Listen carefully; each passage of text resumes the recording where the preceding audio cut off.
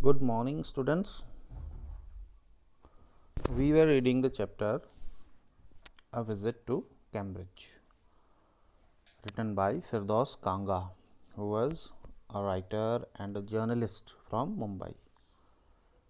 And we read that he was suffering from a bone disease and he is on the wheelchairs. He is on a tour to London and there he meets the great scientist Stephen Hawking. In the first video, I had explained you half of the chapter. At last we read how when Firdaus Kanga meets Stephen Hawking, he saw him speaking using the computer by tapping little switches in his hand with a little movement of his fingers.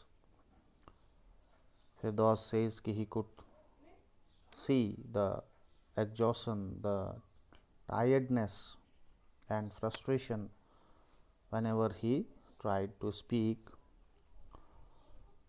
Now, continuing from there, this last stanza we have read. Now, from there, Firdaus says, a lot of people seem to think that disabled people are chronically unhappy, I said. I know that is not true myself. Are you often laughing inside? He asking question. Are you often laughing inside? About 3 minutes later, he responded. Stephen Hawking replied after about 3 minutes, I find it amusing when people patronize me. And do you find it annoying when someone like me comes and disturbs you in your work? The another question he asked, and the answer flashed, yes. Then he smiled his one-way smile, and I knew without being sentimental or silly that I was looking at one of the most beautiful men in the world. Chronically, in the beginning the word has come, disabled people are chronically happy. Chronically here in a persistent, continuous way. Amusing means entertaining or causing laughter.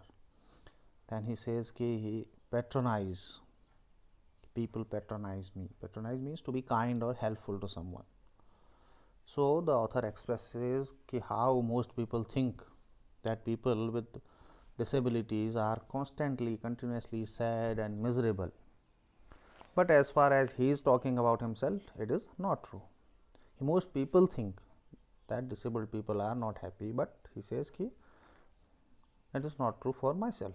He asks Hawkins if it was true for him or he was laughing on him inside. So after 3 minutes, Hawkins replied he finds it entertaining when people are only kind to him, patronizing him because of his different abilities. Then the author asks if he feels irritated when people like him come and keep him disturbing. Means he has to answer. So Hawkins answered, yes, it disturbs. He is very straightforward. Straightforward, he says, yes, it disturbs. After that, Stephen smiled his one-way smile, not giving to emotions, but the author knew because that he was looking at one of the most beautiful, wonderful men in the world.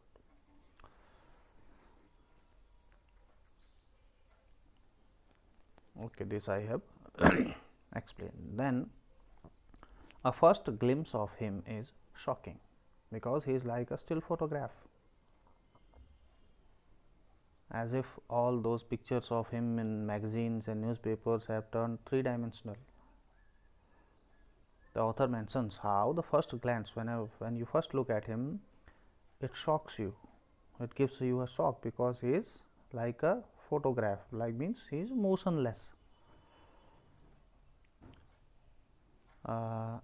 Like if all those pictures of him in magazine and newspapers have turned three-dimensional. it is just like a 3D picture you are looking at when you meet him, because you are looking at a body in 3D environment, but it is motionless. Then you see the head twisted sideways into a slump, the torso shrunk inside the pale blue shirt, the wasted legs. You look at his eyes, which can speak still, and then they are saying something huge and urgent. It is hard to tell what, but you are shaken because you have seen something you never thought could be seen. As you notice him further, his head is turned sideways, motionlessly, limply. The upper part, torso of the body, is shrunk inside his dull blue shirt, and legs which are very weak. His eyes appear as if they can speak. They are still, but they look like trying to speak something very important, very urgent, although it is very difficult what they are trying to say. Having looked at him shakes you completely up. It gives you a shock because your eyes have seen something completely unexpected. Before you now, like a lantern whose walls are worn so thin, you glimpse only the light inside. When you see him, it appears as if he is like a lantern, like a lamp whose walls are so worn out that you only see the light inside. You do not see the walls of the lantern, but you see the light inside. And the body, almost irrelevant, exists only like a case made of shadows. Before you, the inner glow of a man. It makes you feel that the body is not important, irrelevant, and it exists only like a case made of shadows, a cover outside case of shadows. So that I know, believer of eternal souls, though I do not believe in eternal souls, I know that this is what each of us is. Everything else is unnecessary. Now, even the author is non-believer of souls, he does not believe in souls, but he realizes that a man is no more than that. Everything else is just not essential. Means the inner glow which he sees, now he realizes that is the most important. What do you think is the best thing about being disabled? I asked him earlier. The author asked Stephen what according to him was the best thing about being differently abled or disabled. I do not think there is anything good about. Again, very clear answer. Hawkins replied that he did not find anything good about it. I think you do discover how much kindness there is in the world. Yes, he said it was a disadvantage of his voice synthesizer that it could convey no inflection, no shades or tone, as he was using the mechanical, electronical things for his voice. So, you could not see the emotions in the voice, but the author expressed that he thinks it makes you discover that there is much kindness in the world. When you are disabled, at least you find some kind people are there, you can discover the kindness. Stephen agreed, but due to his voice synthesizer, the author could not understand the excitement or the emotions in his answers, and this is the disadvantage of that mechanical voice.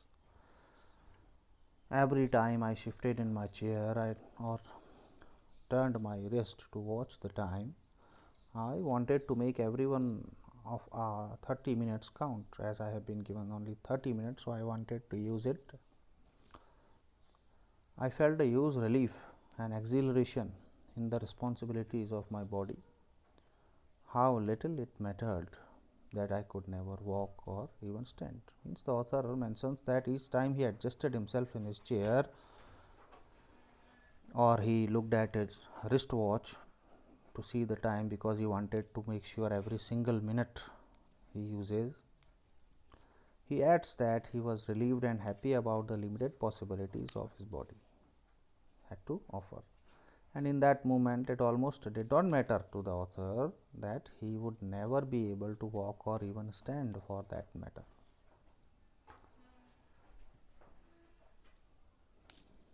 I told him how he had been in an inspiration beyond glitch for me and surely for others.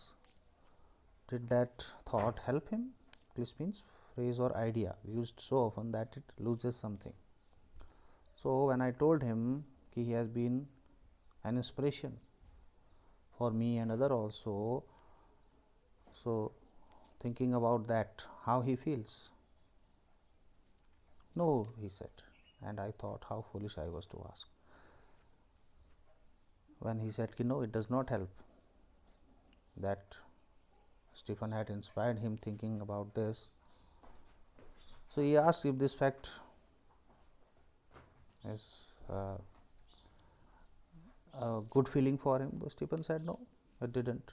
On hearing his answer, the author felt foolish for even asking such a question. This is because Stephen Hawking feels when your own body is like a very small and suffocating room whose walls are getting closer and closer day by day, means your condition is getting worse day by day. The fact that people out there are happy that you are alive, but it does not make much of difference to you.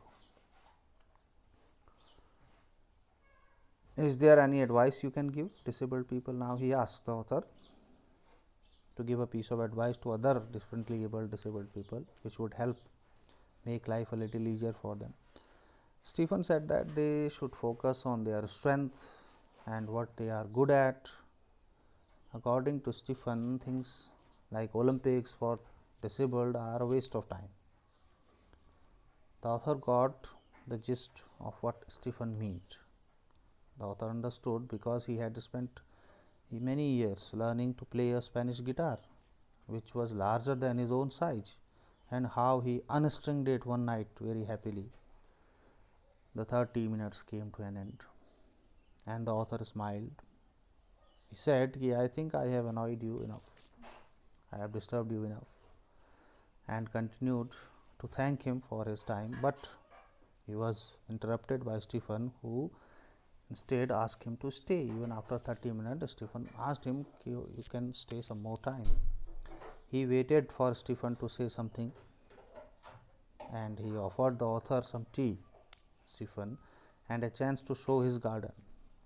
Stephen offered him to show his garden. Even though the garden was as big as a park, Stephen showed him every inch and corner of it on his motorized wheelchair. The author tried not to come in his way. They couldn't converse a lot during that time. They could not talk much, as the letters on the screen disappeared in the glare as they were outside in the garden, and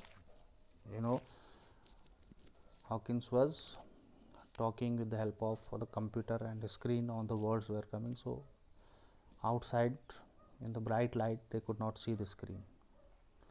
I felt as if the sun made him silent, and at last, an hour later, it was time to leave. The author did not know what to do. He says, I didn't know what to do as he left, as he could not kiss him or cry either, saying goodbye. So, he says he touched his shoulder and went out in the summer evening in his wheelchair. The author knew Stephen was waving his hand, when actually he was not, but he felt like that he would be waving to me, saying goodbye as he looked back. The author expresses how glancing at Stephen was like looking at his bravest self, looking like himself in his bravest self, the one he was moving towards and the one he had believed in for so many years. It was just looking like himself. He was well aware that his journey was over for now in England. So, that was the chapter completes. After this, we will be doing question answers. Okay, that's all for now. Thank you. Bye bye.